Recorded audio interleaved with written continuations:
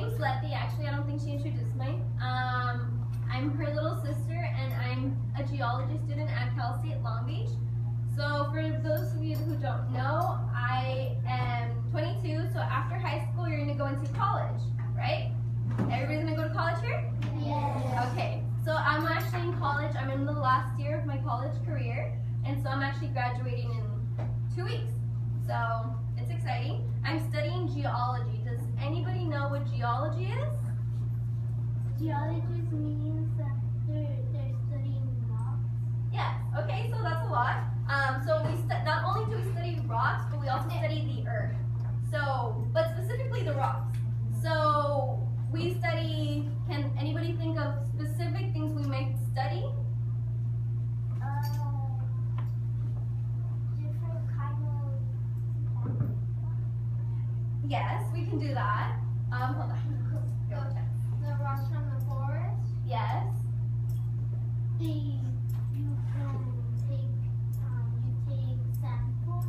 Yes. And then Space. we can study space. Yeah, definitely. So there's like a little rover out in Mars. It's called Curiosity. And so yes, so different planets are all made up of rocks, especially like the ones on this side. Okay, so we actually study other things such as earthquakes. Everybody knows what an earthquake is? Yes. So we study those, we study volcanoes, and we study even water interactions with rocks. And so that's what I've been doing for the past 4 years. And so I'm going to show you a couple pictures of what I do in the field. So like you said, pick up samples. I go grab samples to see what kind of rocks are formed. And then I usually go out in groups with like all my fellow classmates. So we spend a lot of time out in the field. And so, okay. And that's another picture of us. And then so the best part, my favorite part about geology is that I get to go camping a lot. So I leave in like by weeks. So I'll go out and just study geology for weeks. And so I get to camp. So why am I here? I'm going to teach you guys specifically something called the rock cycle. So like you guys mentioned, geology study rocks.